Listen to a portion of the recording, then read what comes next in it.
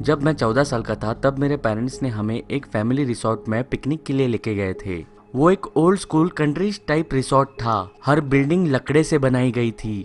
Hotel के अंदर बड़े क्रीपी कॉकरोचेस भी चल रहे थे और बिल्डिंग के अंदर की स्मेल भी काफी अजीब थी। कह सकते हैं कि ये रिसोर्ट ठीक से मेंटेन नहीं किया गया था। मेरा प्रॉब्लम ये था कि मैं उस पूरे रिसोर्ट में एक ही बड़ा बच्चा था। मेरे बहनों की एज 9 और 5 थी एट दैट टाइम।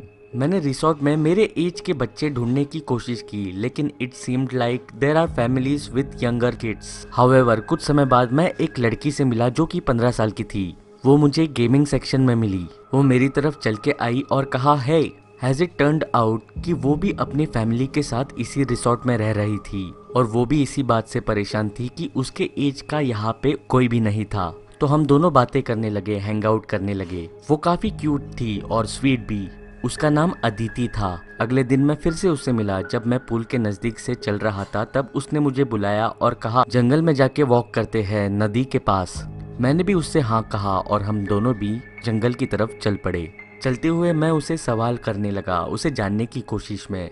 मैंने उससे पूछा कि तुम कौन से रूम में रह रही हो। जवाब देने के लिए पहले तो वो हिचकिचाई, फिर उसने कहा कि हॉल के नजदीक वाले रूम में।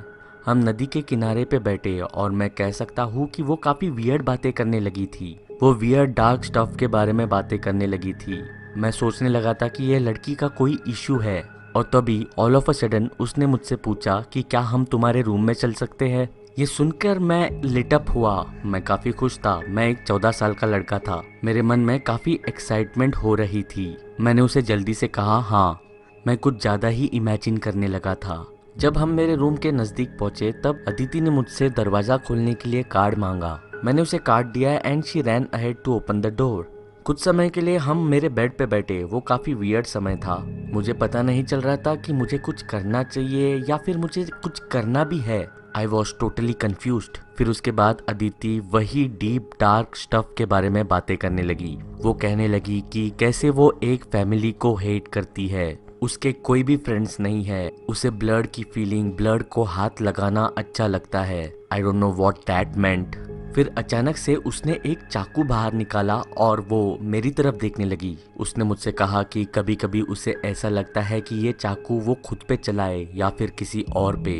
यही वो क्षण था जिसमें ये सारी चीजें वियर्ड से अब डिस्टर्बिंग हो चुकी थी। चीजें वैसी नहीं हो रही थी जैसे मैंने सोची थी। चीजें काफी वियर्ड डायरेक्शन में जा रही थी। उस चाकू को लेकर मुझे वो जैसे देख रही थी उससे मैं काफी अनकंफर्टेबल हो रहा था। फिर उसने कहा कि क्या तुम्हें ये चाकू किसी पे यूज करना है। मुझे पता नहीं था मैं क्या जवाब दूं, लेकिन मैंने कहा आई डोंट नो, मुझे सोचना पड़ेगा। ऑब्वियसली मैं वो चाकू किसी पर यूज नहीं करूंगा, लेकिन वो सिचुएशन ऐसी थी कि मुझे अपना जवाब बहुत ही सोच समझ कर देना था। मैंने कहा हमें बाहर जाना चाहिए और कुछ खेलना चाहिए। उसने भी ओके कहा। तो हम बाहर गए और रिजॉर्ट के ग्राउंड पर चलने लगे। मैंने देखा जैसे वो लोगों को देख रही है वो काफी वियर्ड वे में देख रही थी और उसे ये भी फर्क नहीं पड़ रहा था कि वो लोग उसे देखते हुए नोटिस करेंगे। वो बस अपने धुन में ही उन लोगों को स्टेयर करती थी। लकीली मुझे रिसोर्ट ग्राउंड पर मेरे पेरेंट्स दिखे और मैंने उससे कहा ओह शिट, वो मेरे पेरेंट्स है, मुझे शायद उनके साथ जाके हैंग आउट करना चाहिए। ये सुनने के बाद वो काफी दुखी हुई। उसके चेहरे पे एक ब्लैंक एक्सप्रेशन था। All she said was okay.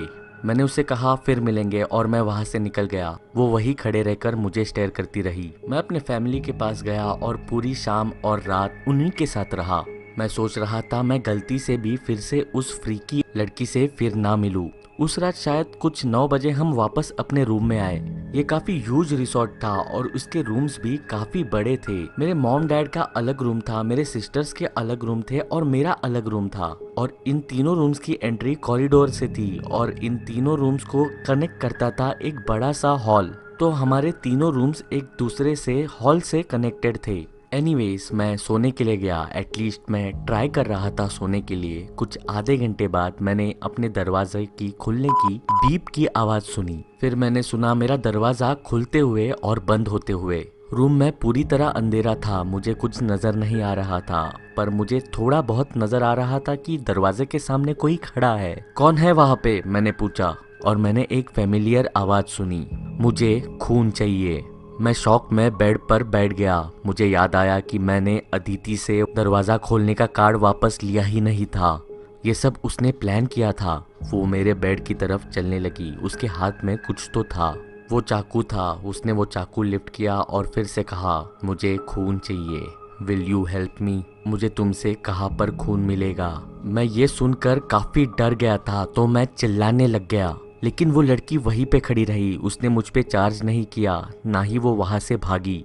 लेकिन जब मेरी आवाज़ सुनकर मेरे डैड रूम में आए तब वो मेरे रूम से बाहर निकली भागते हुए। मेरे पापा ने उसे देखा। मैं चिल्लाने लग गया कि वो लड़की मुझे मारने वाली थी। मेरे पापा उसको चेस करने लगे। मैंने उन्हें रोका। मैंने उनसे कहा कि उसके हाथ में चाकू है। मेरी पूरी फैमिली हॉल से मेरे रूम में आई। हम सभी नीचे मेन ऑफिस में गए और इस अदिति नाम के लड़की पर इन्फो लेने की कोशिश की, लेकिन रिसेप्शनिस्ट ने कहा कि अदिति नाम का इस रिसोर्ट में कोई भी नहीं रह रहा है और कोई भी 14 या फिर 15 साल की लड़की इस रिसोर्ट में रह ही नहीं रही है। सभी आइदर छोटे बच्चे हैं या फिर पेरेंट्स है। पुलिस को बुलाया गया। 4 पुलिस कार्स वहां पे पहुंची। पूरे पेरीमीटर को सर्च किया, लेकिन उन्हें कोई भी नहीं मिला।